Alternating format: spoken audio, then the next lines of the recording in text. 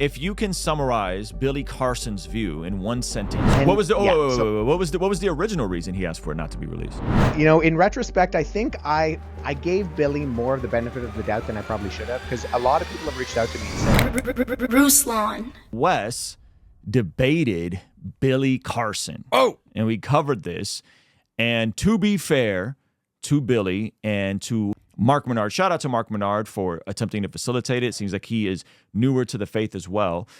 Mark Menard said you guys had the conversation, that it was about an hour. Billy was with him in person. And then apparently Billy has a live in-person debate scheduled with another Christian, and that was his reasoning for why they wanted to take it down. Is that more or less what your understanding of the situation is? I think so. That's kind of what's been reported, is I had this interaction with Billy. Mark knows Billy personally, has known him for years. Their families go on vacation together. And Mark is, as you said, I think a recent believer, but and knew of the differences between him and Billy's worldview. But I don't think until this particular interaction realized the depths of the disagreement and the real issues that lay at the heart of what Billy believes compared to what Mark is just kind of figuring out in his own faith journey. Man, I mean, how cool is it that Mark's around Billy? Like that's really cool, and I'm impressed that they're friends and that he's willing to challenge him and push back. And so he is like, hey, I know this guy Wes. He's a gentleman, a scholar, connoisseur of all fine things, and he knows a bit of history.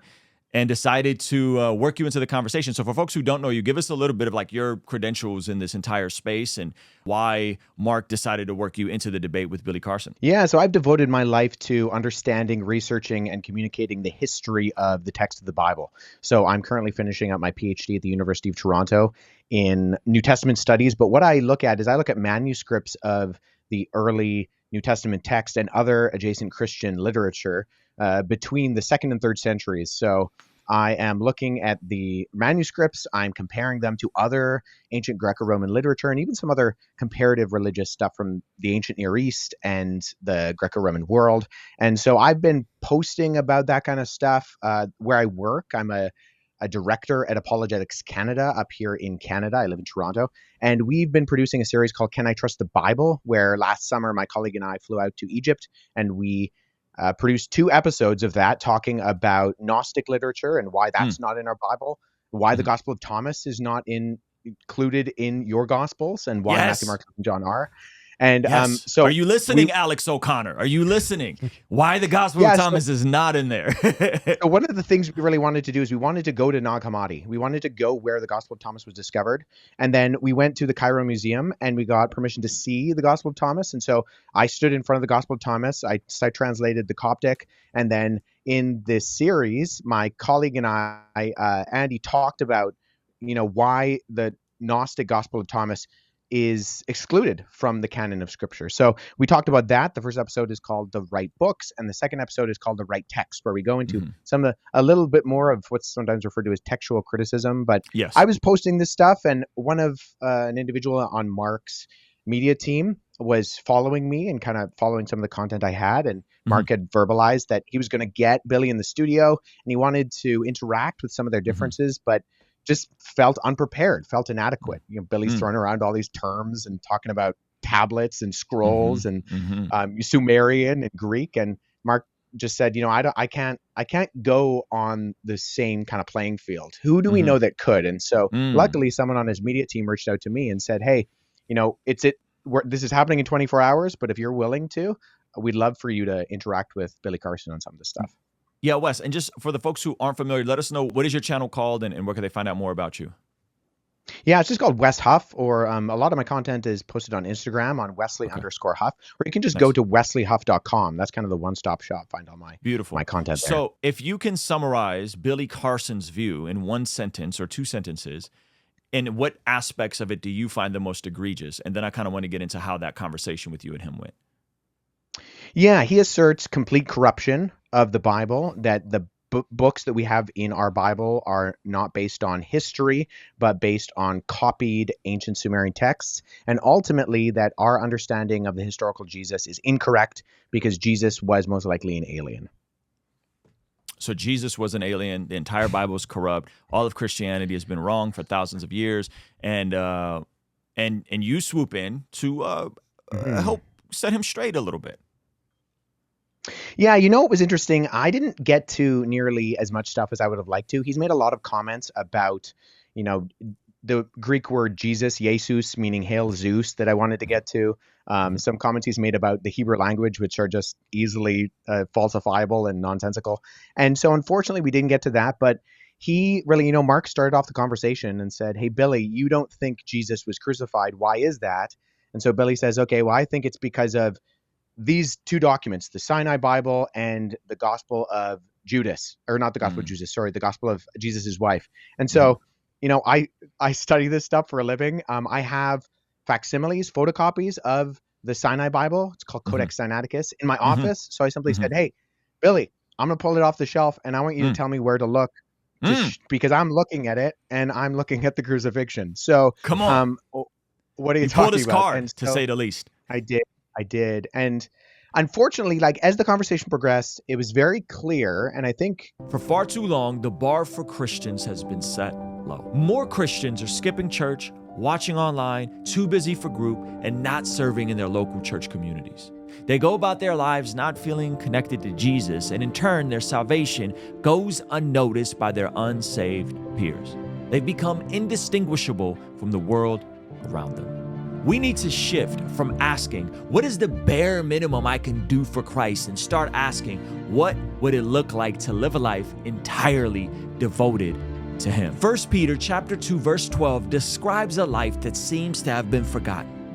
Live such good lives among the pagans that though they accuse you of doing wrong, they may see your good deeds and glorify God on the day He visits us. So join me and my favorite pastors, podcasters, and performers March 27th through 29th at the Bless God Summit in Southern California, and discover your personal ministry, calling, and purpose when living in complete devotion to Jesus.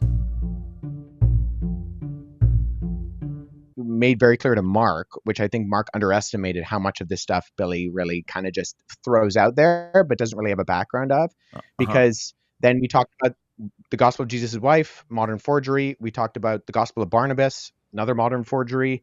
He wanted to claim that Genesis was copied from Sumerian documents like the Epic of Gilgamesh, the Atrahasis. So I simply asked him to summarize the creation story in those documents, and he did a decent job. It wasn't Mhm. perfect, but Mhm. in summarizing that, I mean, nothing sounds like Genesis chapter 1 and 2. So I kind of led him down the garden path in that regard and said, like, okay, tell us what you think is going on in those texts. And then I asked him, well, what are the parallels between that and Genesis chapter 1? And he said, well, in both texts, the waters are divided. Mm. And there was a pause. Mm. And, in retrospect, I think I gave Billy more of the benefit of the doubt than I probably should have, because a lot of people have reached out to me and said, hey, Billy really led me astray. They sent me videos of Billy claiming to be a world leading expert in biblical texts, world leading Mhm. experts Mhm. in ancient Sumerian. And this stuff is it's just not true. It's like, you don't even need to say that. So we've been pushing for some type of follow up with Billy. He's been Mhm. very hesitant. I mean, he doesn't want to Mm. release this one.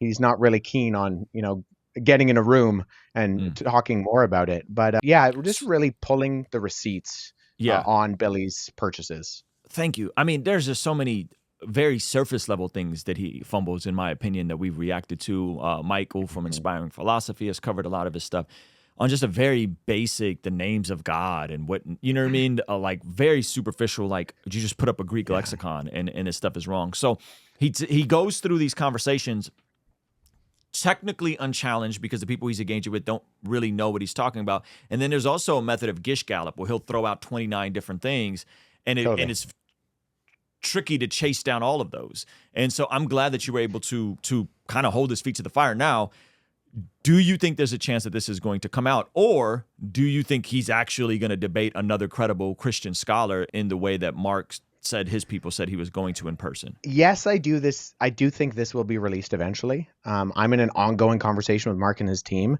and I think that it's a matter of time, but I think it will actually be released. Do I think that Billy actually has a debate on the books where there's some sort of legal contract? let's just say I have my doubts that that is actually the case. That was not the original reason why he asked for it not to be released. And What was the yeah, what was the original reason he asked for it not to be released? The original reason was more arbitrary than that. The original reason was that he didn't really know what he was going into, and that he normally asks a particular fee for that kind of interaction and debate, and so he felt like the groundwork wasn't laid for what actually he stepped into. Now I know that's not the case because I know exactly the conversations that took place beforehand. So I have my doubts that there's an actual legal contract. Do I know for sure that's not the case? No, I don't. But I think what this interaction revealed is that Billy has realized that he cannot put himself into a circumstance where someone else who even has a base understanding of the things he says, because he's so easily called out on them. Like you can't say Jesus means Hail Zeus. It doesn't make any sense. And anybody who knows Greek knows that, Hail Zeus in Greek, Hyro Dio, that sounds nothing like Jesus. So it's just, he realized he put himself in a vulnerable position, which he hasn't been in the past. So do I think he's going to further put himself in a vulnerable position with a different individual? I don't think so. I'm hoping he will with me again. But okay. Does Mark have the relational equity and or the lack of care to stand 10 toes down and put this out, even if Billy doesn't want it to come out? I think so. I think eventually, shout out to Mark, man. As time goes on, Mark's a good guy. I think, like you said, his faith is younger in that he's still navigating a lot of these things, and he's still trying to figure out what exactly historic Orthodox Christian belief is. And I think our interaction and actually me being able to connect with him, because I didn't know him before, has been a stepping stone into helping him understand a lot of those things. Because there was a point in the debate where we were talking about the Pauline epistles and Paul talking about women, and I think it was clear that there was still a little bit of confusion even on Mark's part about what's going on there, and a historical grammatical reading of the text. So I'm hopeful and confident that even something like my ongoing relationship with Mark will only help him to better understand that. And then I like you originally said, I think that realizing how much damage someone like Billy is causing by saying the things he's saying will actually lead him to eventually release this audio and video. Man, listen, at the very superficial level, the fact that this happened, there's footage of it happening, and there's a unanimous consensus that he is the one saying he doesn't want it to come out, is a terrible look for anyone trying to portray themselves as any sort of expert that's taking people to Egypt and selling products around this stuff and coming off as an authority. It is a terrible look. So my heart with this video and this conversation specifically is to just simply highlight the fact that the conversation happened and hopefully put some pressure on Billy and a little bit of pressure on Mark. Mark, we love you. We understand you're a new convert, but hopefully a little pressure on you to just say, hey, this needs to come out. And Billy, if you would love to run it back with Wes, I will personally cover all of his airfare and his hotel to make sure that happens. That's a personal promise, okay? And I'm sure we could even raise your whatever his fee is for something like that. I'm sure we can figure that out. Because I think if you're going to make these outlandish statements, be willing to step in the lion's den and sit and talk to someone that is actually a credible source. And so, Wes, I greatly appreciate you you doing this, you being willing to speak out about it. I'm going to keep talking about it, and hopefully we can get you here in person as well to hear more about your ministry and the amazing work you're doing over in Canada. And yeah, man, thank you. Like that. I mean, that's it for me, is like, I'm grateful for you. And I think it's amazing. Yeah. I mean, I think it was very clear that God orchestrated these things. Really, when I was making response videos to Billy, it wasn't even on my radar that I would actually ever get the opportunity to talk to him. So you can see the Spirit working in those things, right? The Spirit is doing things and even laying groundwork for, you never know what might happen in Billy's life. And I've told Billy this, I mean, via a few other people who are kind of in the middle, but saying the best way to clear the air is to let's sit down and let's talk about these things. We can maybe even just forget the first debate and let's sit down and let's really, you're touting yourself as an expert. I've studied this stuff. I teach it at the graduate level. Let's kind of let's put all that out there and let people decide what the actual truth is. Thank you so much for checking out the video. Comment down below and let me know what you think. And be sure to check out this video that YouTube is recommending just for you. Let me know if they nailed it. All right? I'll see you over there. Peace.